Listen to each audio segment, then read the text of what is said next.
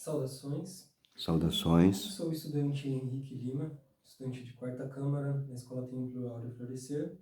Hoje é dia 16 de julho e a conferência de hoje é Como observar o mundo e se auto-observar, para desenvolver a humildade e eliminar o orgulho.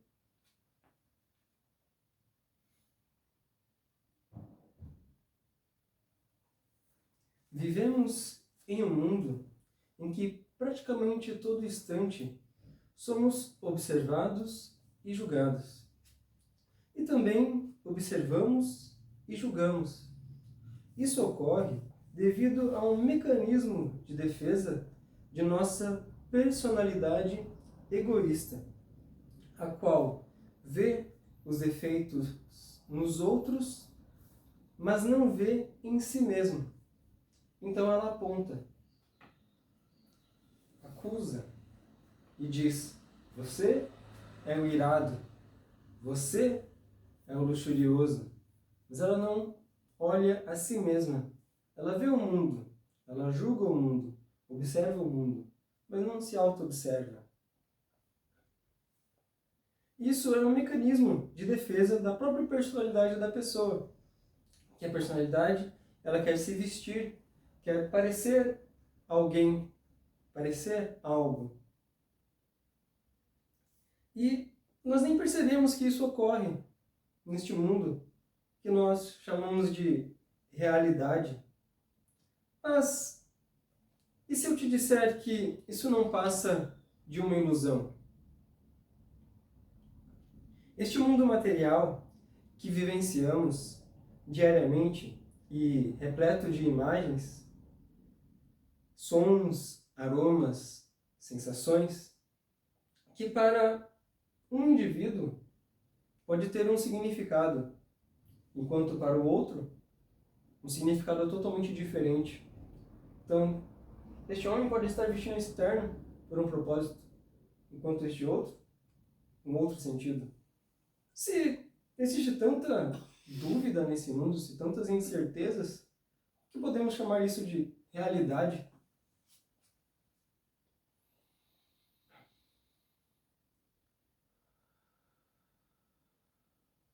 Este ponto demonstra a falseabilidade de uma constância imaginária. E podemos começar a entender que o que realmente estamos vendo com nossos olhos está além da nossa percepção. Essas imagens são chamadas de impressões, podendo ser negativas ou positivas, como algo que fica gravado, impresso, neste caso, dentro de nós, causando todo tipo de desejos e sensações. Servem como um alimento para constituir a nossa personalidade. Agora, pergunto, se gostamos de algo que vem de fora de nós, como isso pode fazer parte de nós? Ou mesmo nos representar? Vemos uma imagem externa e pensamos que aquilo nos representa? Como? Algo fora de você.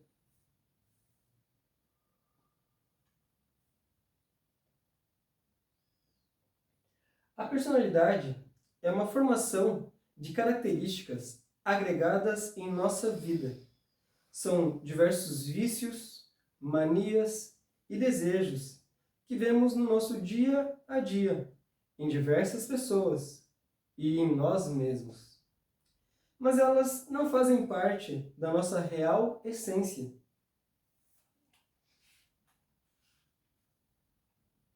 Um instante para observar o gráfico.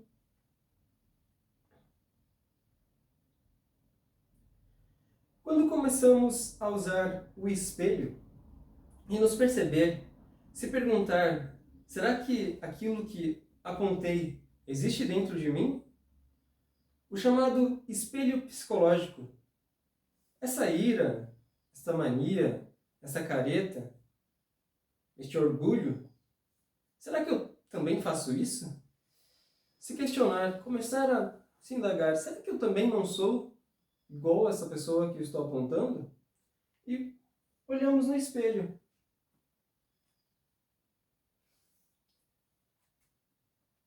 Quando começamos a buscar nos conhecer e se perceber se olhando justamente neste espelho, vamos ver que até então havíamos criado uma falsa percepção de nós mesmos, ou seja, uma visão distorcida de si, como na imagem.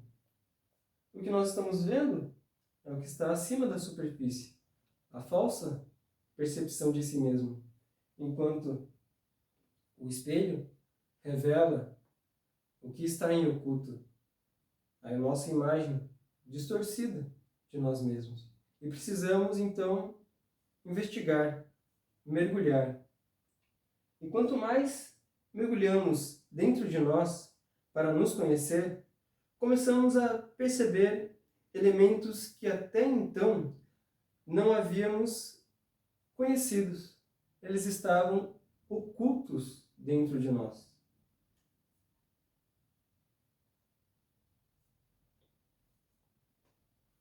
Um instante para observar o gráfico.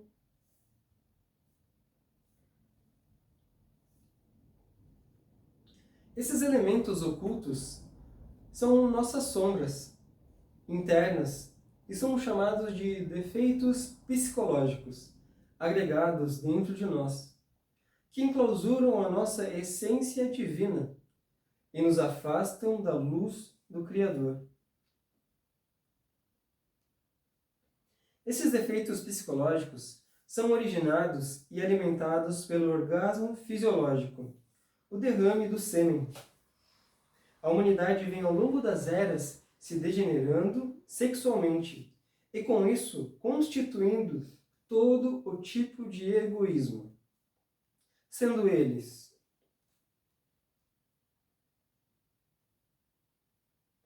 o orgulho, como no exemplo dos jardins do Éden, de querer ser maior que Deus, se tornar Deus. A luxúria, como em Sodoma e Gomorra.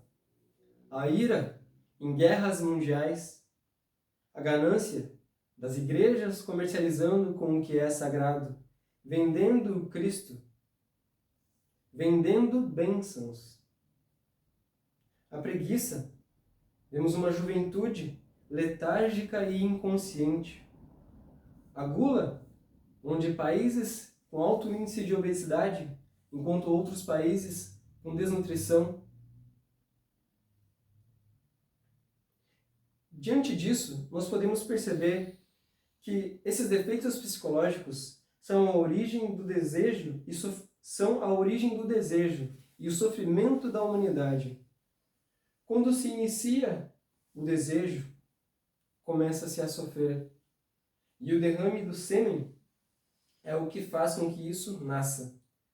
Esses defeitos, representados aqui no gráfico como os potes, a sombra que está dentro desses potes, nascem da perda da energia sexual, o Kundalini, a energia sagrada, criadora e divina que existe dentro de nós, a nossa mãe interna. E desta perda, ela cria a personalidade que se forma e enclausura as virtudes naturais do Criador. Como se transformasse a água limpa, o sêmen, em uma água suja, turva, negra. E coloca dentro de um pote. E sela este pote. Cada pote representa uma virtude enclausurada dentro de nós. A humildade corrompida, a temperança corrompida, o altruísmo, a caridade, o amor, a diligência e a castidade.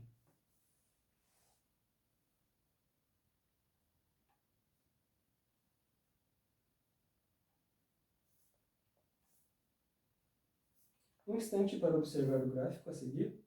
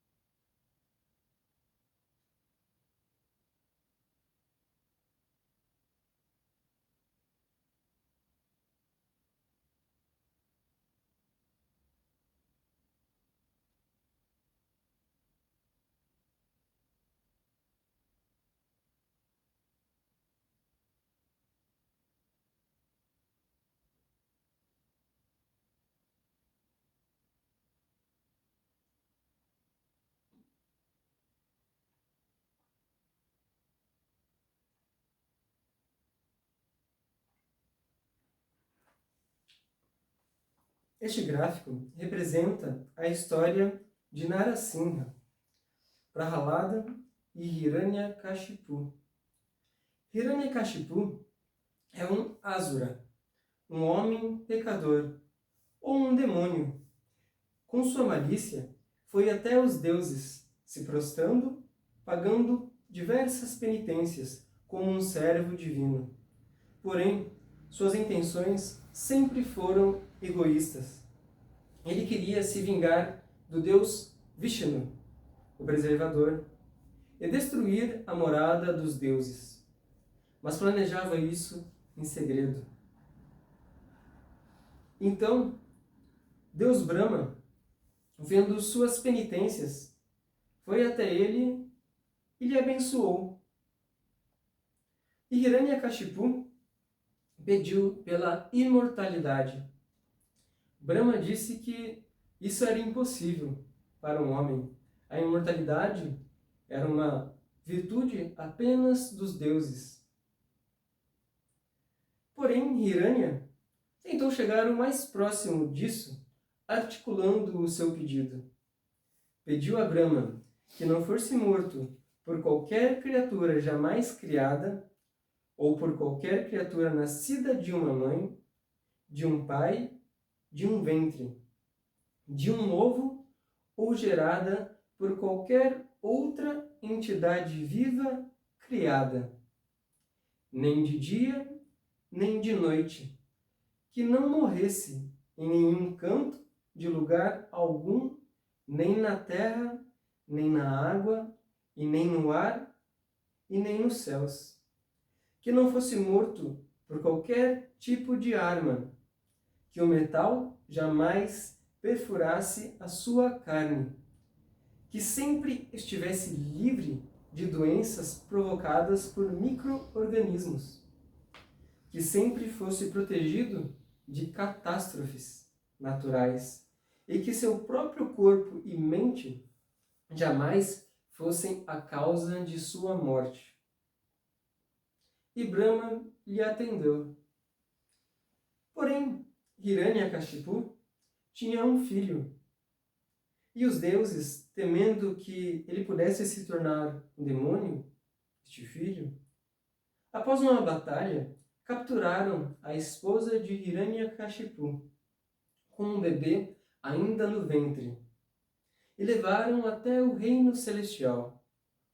O deus Indra, o senhor dos céus naquela era, havia decidido que iria matar a criança no ventre.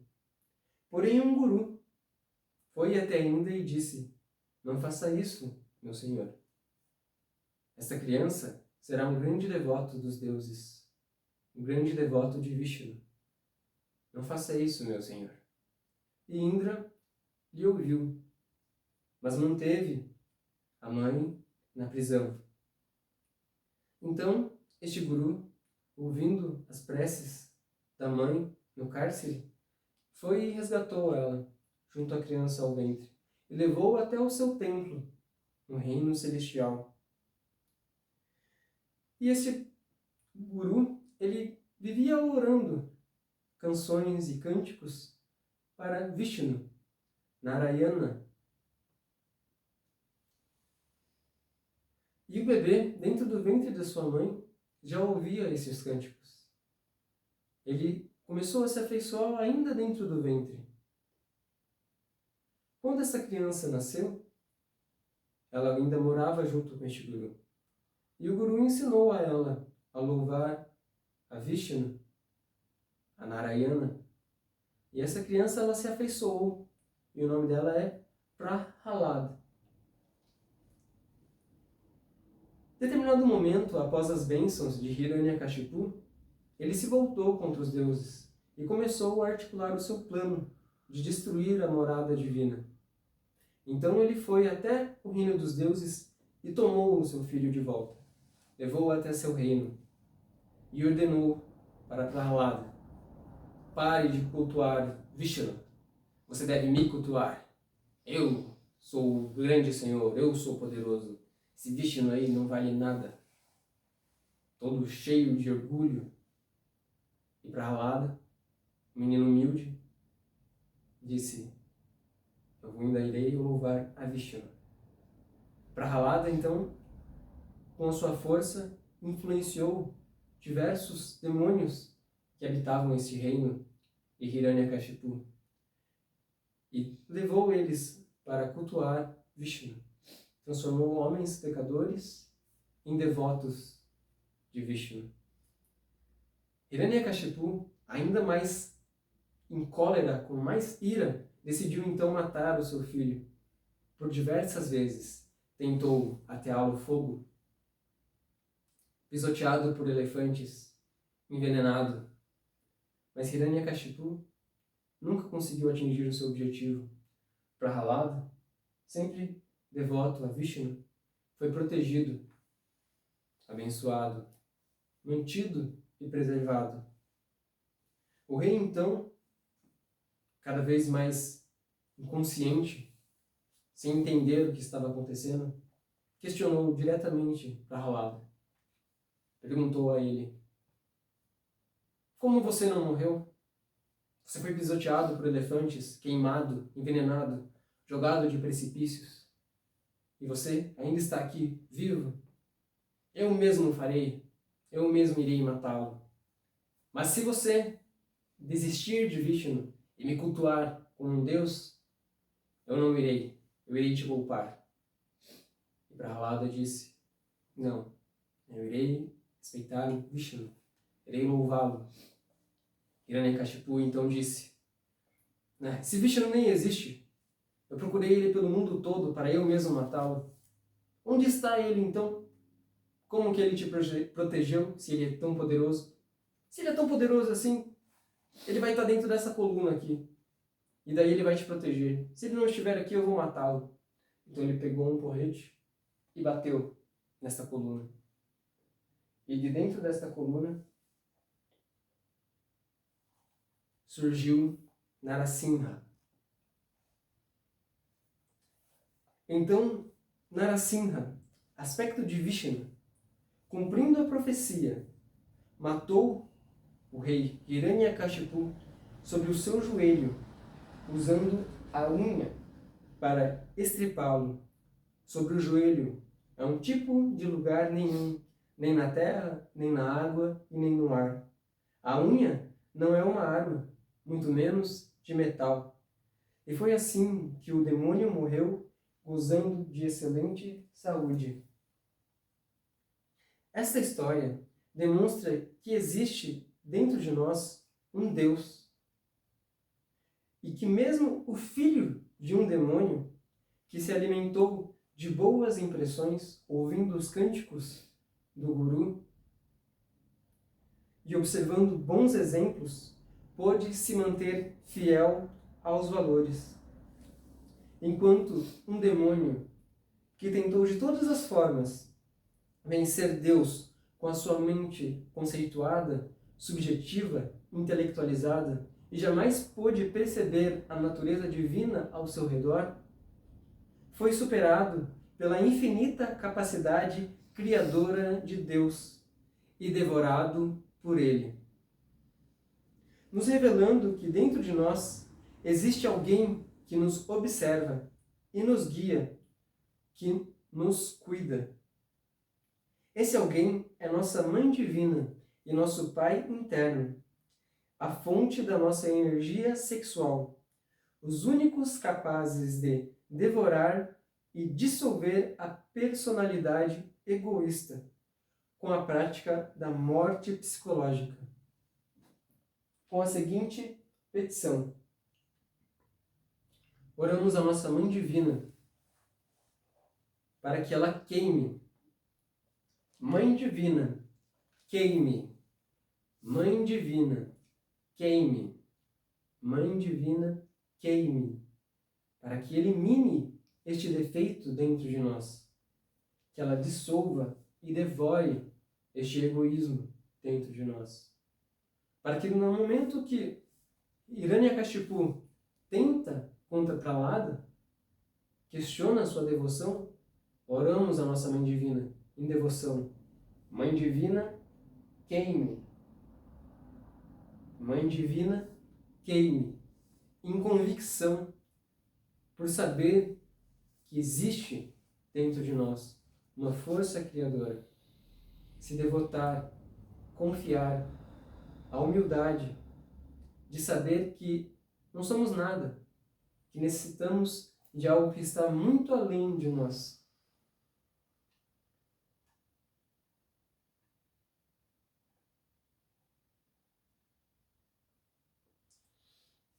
Quando pedimos à nossa mãe, ela nos atende de imediato, queimando e devorando todo o egoísmo dentro de nós. Oramos à mãe para chegar ao pai.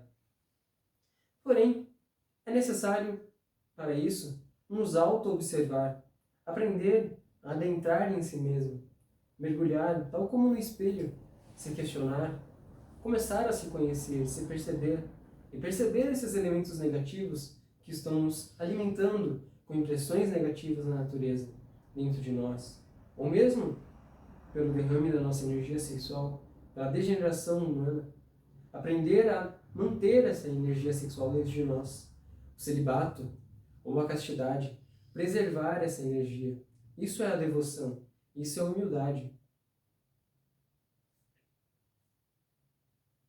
Nós devemos ser como um gato. Estar atento. Um processo de vigia constante. Um estado de alerta. A caça. A curiosidade. Explorando o ambiente de si mesmo. E se limpando. Os gatos têm o hábito de se limpar, de se lamber, se higienizar. Essa higiene é representada pela morte psicológica e pela castidade. O ato de se preservar, preservar a essência divina dentro de si, tal como Vishnu preservou a vida de Prahlada.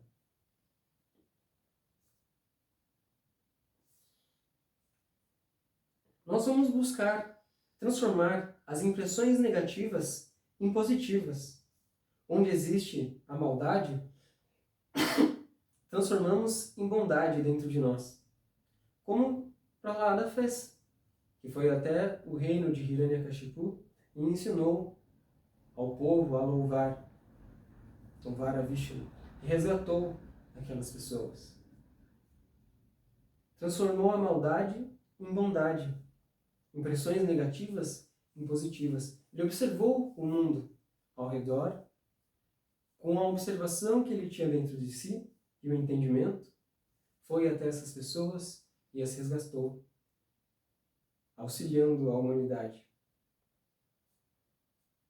Transformamos o caos em paz, recordando da nossa essência e devoção, com a respiração profunda, o fôlego da vida que nos alimenta. Sentimos o primeiro sopro no nascimento.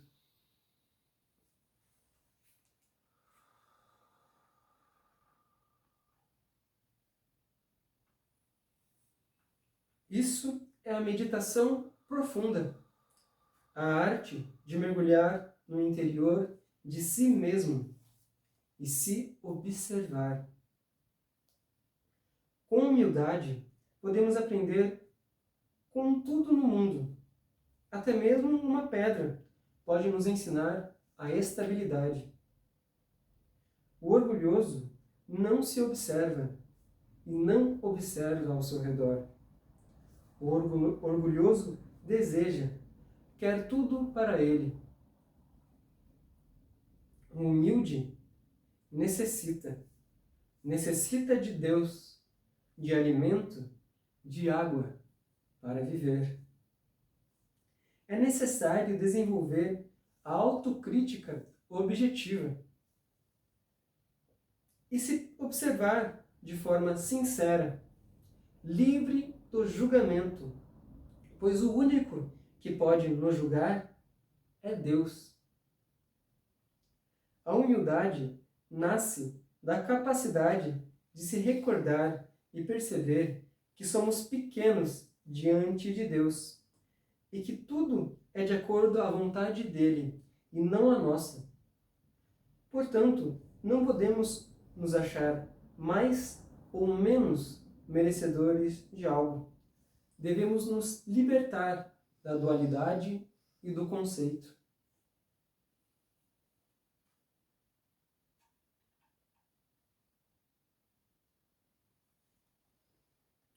No matrimônio, a humildade está na capacidade de aprender e ensinar o cônjuge, aprender com o cônjuge e ensinar a esposa ou o esposo, sem o julgamento, e principalmente na prática da sexualidade superior. A humildade nasce na prática da sexualidade superior. A dança em honra à Mãe Divina, onde primeiro buscamos compreender que a nossa energia, na verdade, não é nossa. É da nossa Mãe Divina, do nosso real ser. Assim como a esposa não nos pertence.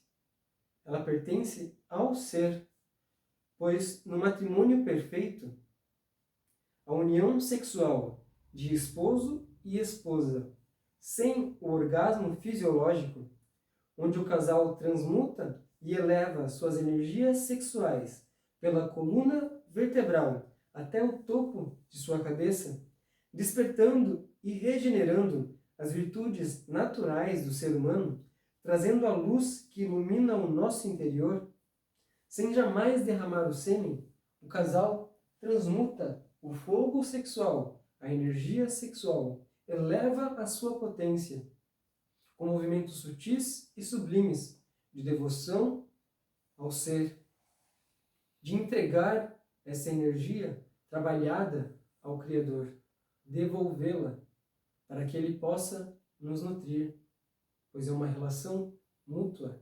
Tudo que nós entregamos a Deus, Ele nos entrega em dobro.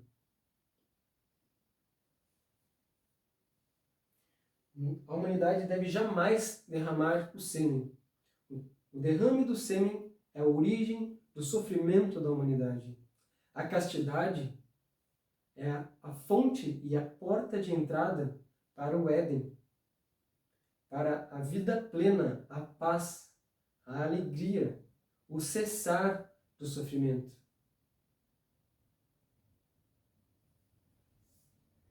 No matrimônio perfeito, é uma relação de seres e não de personalidade. E a essência não pertence a ninguém, senão a ela mesma.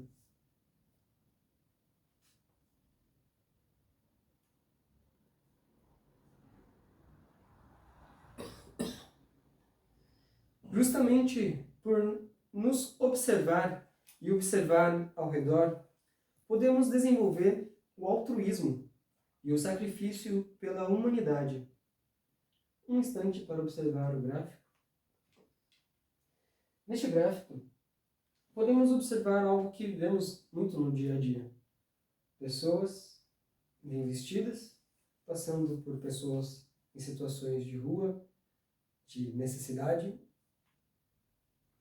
e seguindo o caminho, ignorando, com orgulho, por se sentirem melhor, não vou me sujar.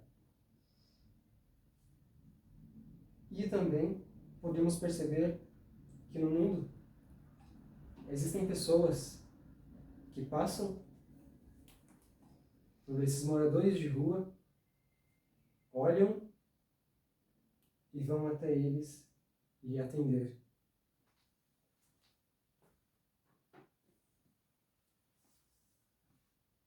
Seja com a caridade ou com o sacrifício pela humanidade, que é a entrega do conhecimento divino, sem jamais comercializar com o que é sagrado.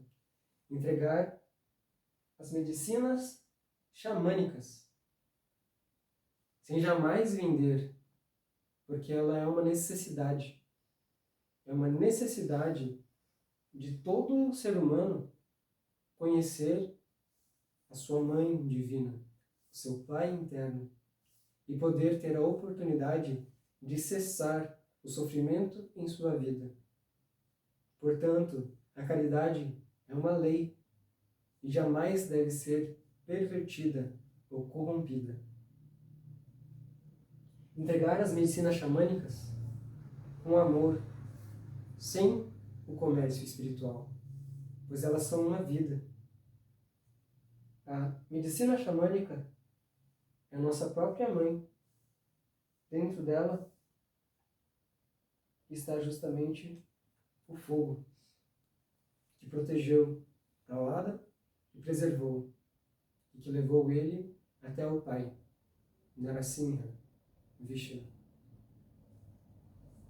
Agradeço a todos com minha alma e com meu coração e entrego esta conferência a esta escola e ao real ser de minha esposa. Que todo aplauso seja para o Deus interior, jamais para a personalidade.